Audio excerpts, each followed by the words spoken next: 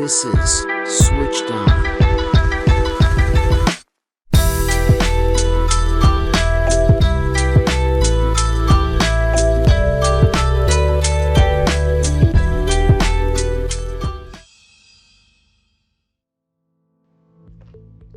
Hello and welcome back to the Switched On podcast. This is your host, Akshay Koti Bhaskar, and for those of you who are new, this podcast is dedicated to those who find themselves struggling with the ominous task of choosing a career.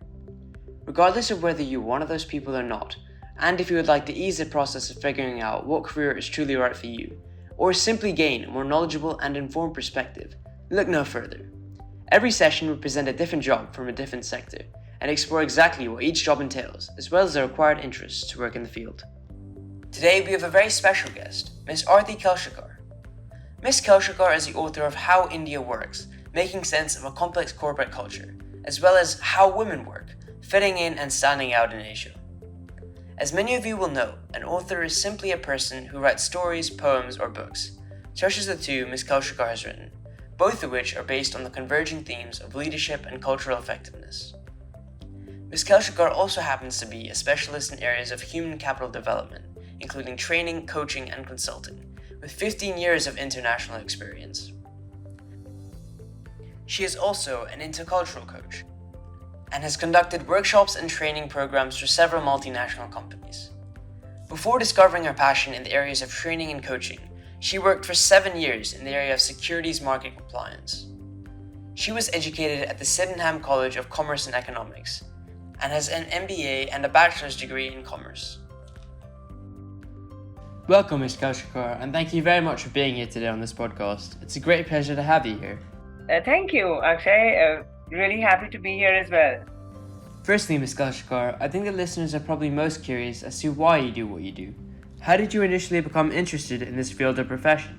Yeah, so it's an interesting journey. I started out many years ago doing an MBA in finance. I worked in regulatory compliance, and worked in India, worked in Singapore, and then we moved as a family to the Philippines, where I had to, for various reasons, I had to reinvent the wheel and do something different. And thanks to a Swiss friend, who introduced me to this field of intercultural coaching. I got trained and I did a lot of work in that space. So that was how, one part of what I do, which is the intercultural coaching, that's how that came about to be. And we moved to India subsequently in 2012, and I realized that, in the course of conversations that I had with expatriates, etc., that there wasn't a resource, there wasn't a book on working with Indians, from a cultural standpoint.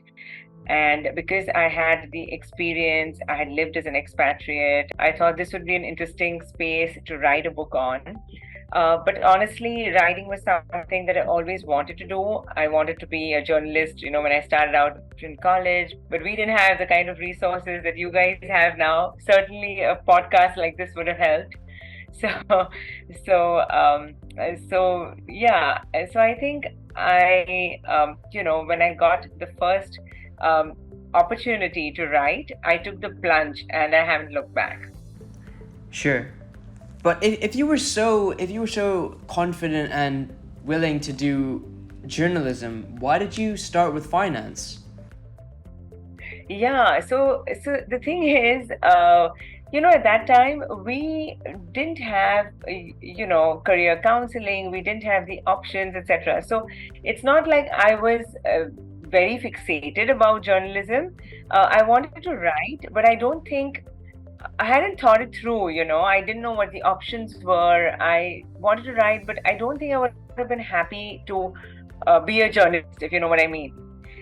In terms of what else, so in terms of what else that entailed, I hadn't really thought much about it. So I just went with the flow, yeah. Okay. Can you tell us a bit about yourself, such as your interests, skills, and what do you like to do outside of work? Yeah, sure. So I like going for long walks. I like exploring art, museums, travel. a bit of travel, and cooking when I'm in the mood. So a couple of different things, yeah. And I like reading, of course. Okay. And what are the most recent novels you've been reading? So frankly, I don't read too many novels these days. I read more of non-fiction. I'm currently, yeah, so I'm currently reading a book called Office Secrets by this person called Harish Bhatt, and he talks about, different experiences based on his observations of his work colleagues. And it's actually a collection of articles that he had written over the years, and it's really fun. It's interesting. It's a nice take on, with a bit of humor on office life. So that's what I'm reading right now. Okay. Can you provide a brief overview of your job, such as what are the main tasks you handle on a daily basis? So when working on a book, I've worked in two now. I juggle between the research, which is a big part of a nonfiction book. So this, of course, is primary research. It's also, talking to people who are in that space, leaders, industry experts, etc. So I talk to them, I interview them, I go through the transcripts, and then I pick and choose what I need from that. And then, of course, I have my own insights, my own narrative.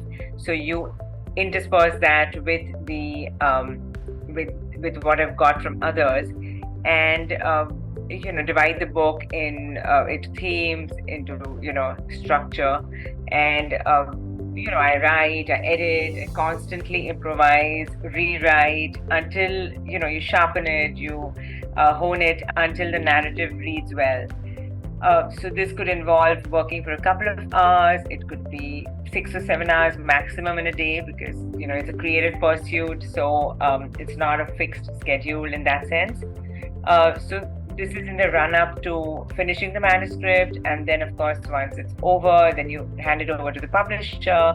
So that's a whole other process in terms of identifying one, or having a contract with one, and then comes the marketing or the promotion of the book, which is a whole other ball game. So it's a lot of work, it's a lot of activities, really, end to end. Okay. And what gave you the inspiration to begin each of these projects?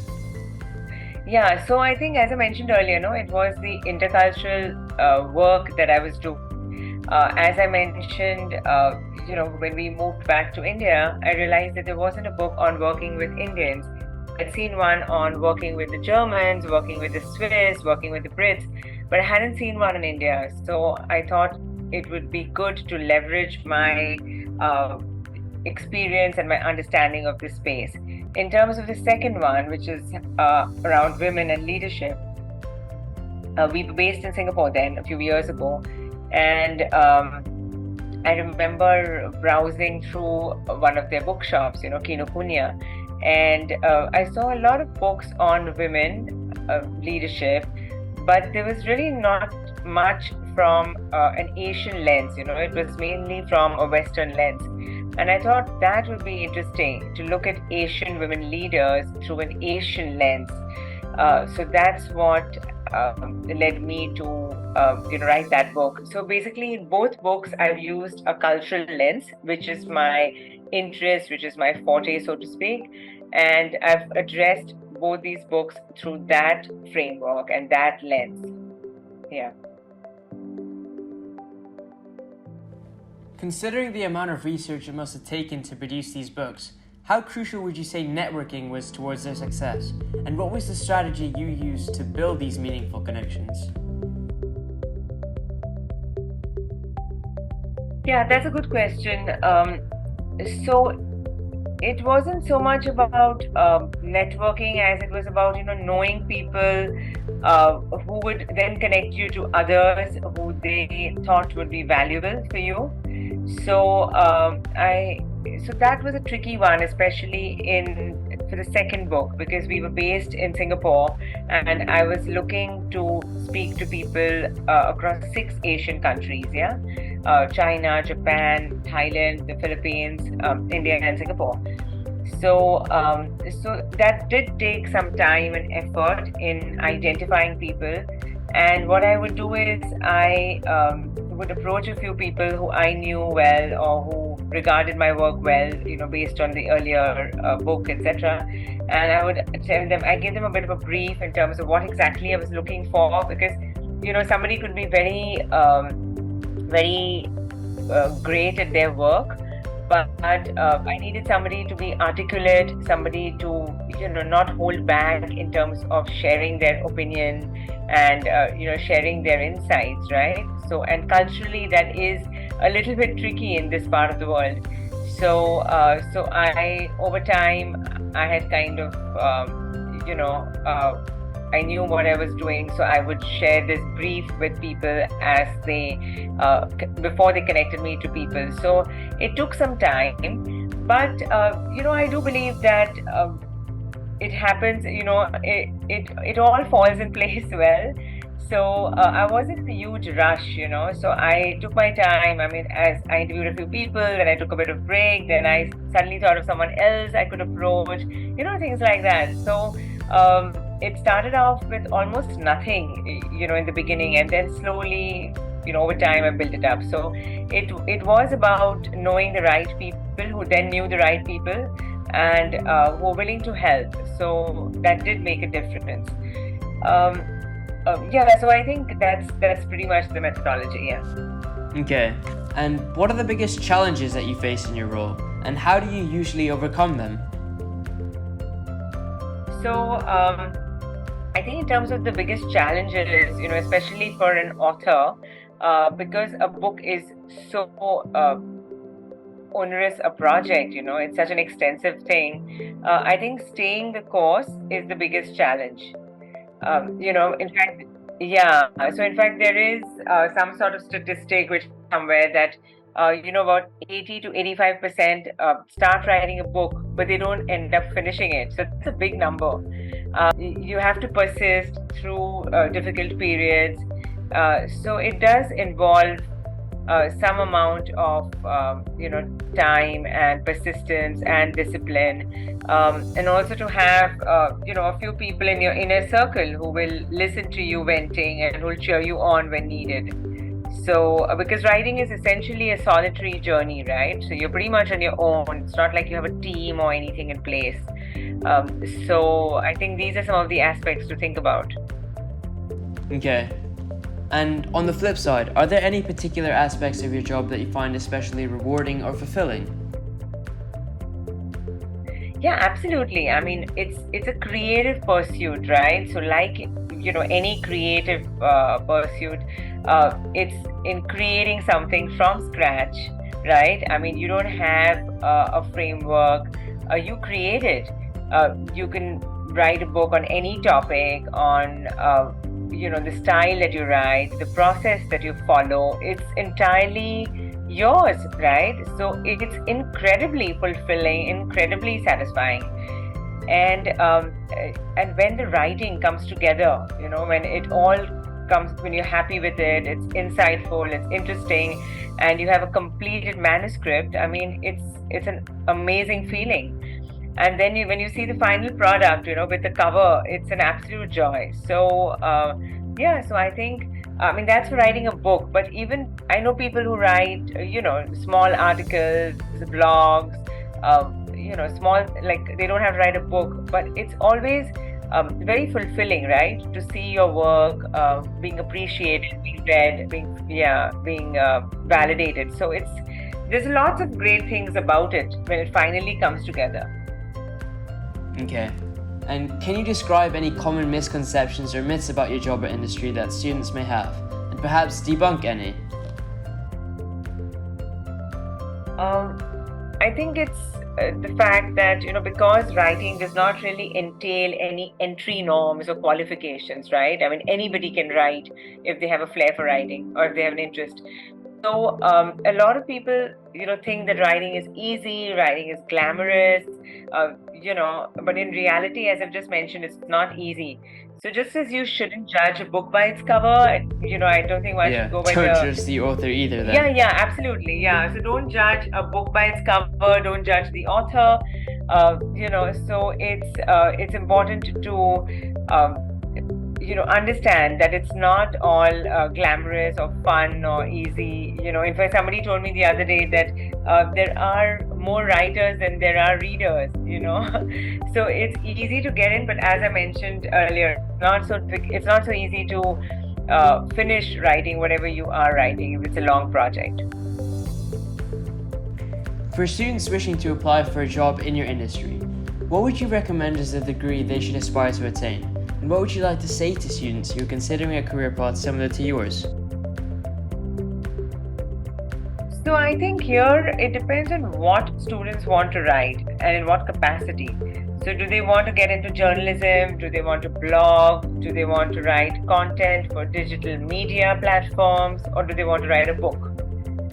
So if it's a degree in journalism, then if it's journalism that they're thinking of, then maybe a formal degree in journalism or in media or creative writing may be a good idea.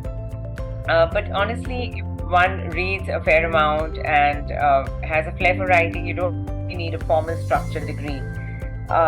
Writing is very fulfilling, but it doesn't pay the bills unless one is a celebrity, like J.K. Rowling, and even she struggled.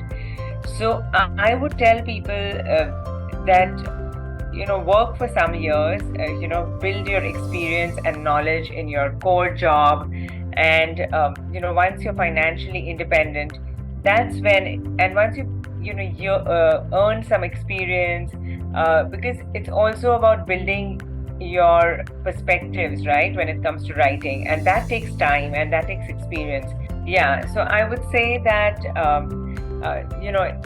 one can take to writing in their late 30s or early 40s once they've built experience and knowledge, developed perspectives, got some experience under the belt, and then turn to writing as a part-time or a full-time occupation. Okay. And do you have any personal advice as to what skills or qualifications are necessary to succeed in your position?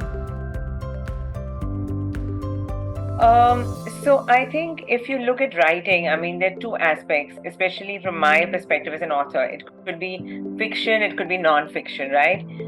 Fiction requires a certain level of creativity, imagination, inspiration, which is very different from non-fiction. So I think one needs to have ways to develop that and, have a good imagination and develop that.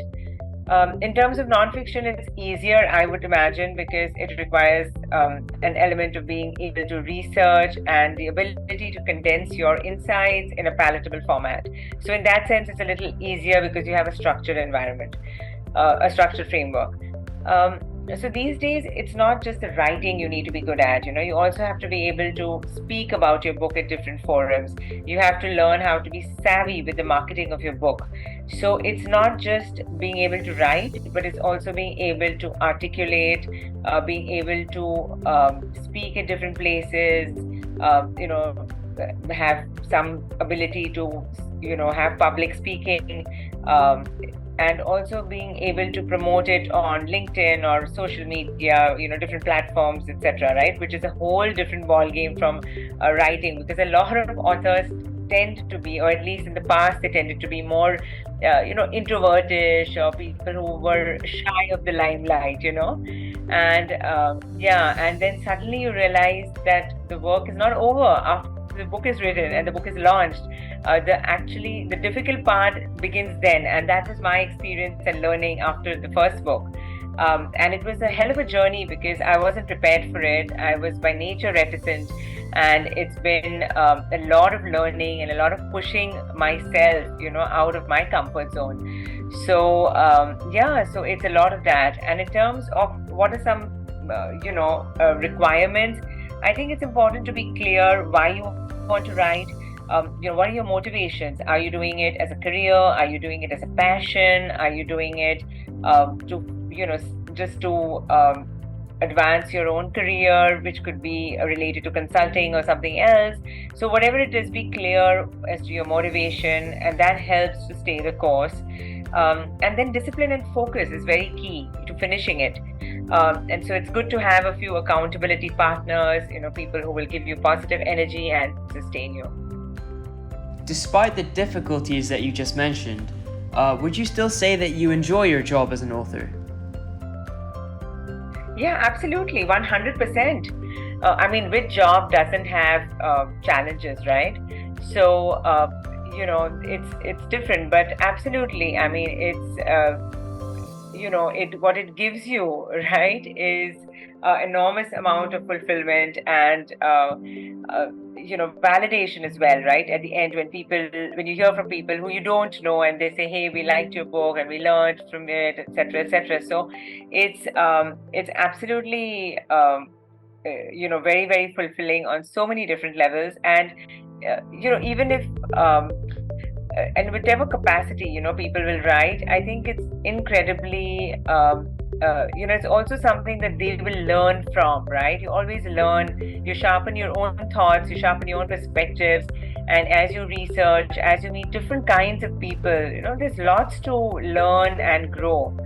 So absolutely, I think it's a profession like no other. And as in any profession, there are challenges and there are positives. You learn to navigate the challenges and enjoy the positives. In addition, therefore, do you recommend your field of work to students? And in the future, do you think it is a market that will grow or decline? So I do think that if one is inclined, it's a great way to leave a legacy. It keeps your mind active. And you, as I just mentioned, you can grow in so many ways. I do think that books are evergreen. There will always be readers, there will always be people who will be interested, and there will always be a market, especially with AI and ChatGPT, etc. I think there's nothing that can replace an original piece of writing. But as I mentioned, I think it's good to do this if and when somebody is financially stable, because for it to be a viable career option, it takes many, many years, and in many cases, it may never happen. So a lot of times people who write are those who are already financially independent, or they are not the primary breadwinners in the family. So I think it's very important to be clear about that, because if we're looking to become a millionaire, it's very unlikely that it would happen through a book. Of course, exceptions happen, but just kind of putting it out there. Yeah. Okay. And speaking of automation and AI, as they continue to influence industries, how do you see these advancements affecting your sector's landscape? Yeah, so I have been increasingly hearing of people using ChatGPT to, draft small pieces and articles, etc. I do think that as an author, that's not something that anyone should do, because the whole point is to be, to give your thoughts and your perspectives a voice, right? So it has to be original. That is my perception and my feeling, of course. So while there will be developments in this AI digital space with all the tools and enhancements, I feel it doesn't really do much from a creative fulfillment perspective. Okay. So do you always think that there'll be that need for a human element there? Absolutely. I think more than ever. Because we need something, right, that's original, that's human, that is based on fact and feeling, that has both logic and magic. You have to have that, while writing can be a discipline and requires focus, there also needs to be fun and flexibility and passion and, what you enjoy. And all of that then comes together in a piece that's created by the author. I don't think that can be generated through any kind of machine or automation. If you were to start your career over again, is there anything that you would change? And would you stay in the same sector? Yeah, I really like this space that I'm in terms of this confluence of leadership and culture. There are not too many people in that space, so I feel I really enjoy it, and I feel I'm able to contribute. I don't think I would do anything differently. Maybe I would have focused more on writing, perhaps, in my younger days and college days. Maybe harness that a little more, but not in terms of the trajectory that my life has taken. I think I'm quite happy. Thank you. Okay. And lastly, do you think you could share any resources or organizations that students can explore to learn more about your industry? I think people can follow authors on social media to learn and explore. I don't think there's some sort of a manual in terms of, what you should know about writing and otherwise. But there are courses like Writing 101 to prepare you and familiarize you with pitfalls. They may not cover everything, but they'll certainly provide some sort of overview. It's also a good idea to run your ideas with a writer before you get started. Authors I know also coach people to, enable success with book writing. I mean, I've done this as well. So I think these are some things that people can, do a bit of. Well, thank you very much, Mrs. Kelshikar. It was a pleasure talking to you. Thank you, Akshay. I enjoyed chatting with you as well. Well, that's all we have for today's podcast, ladies and gentlemen. A big thank you once again to our guest today for agreeing to be a part of this podcast. And until next time, this is the Switched On Podcast.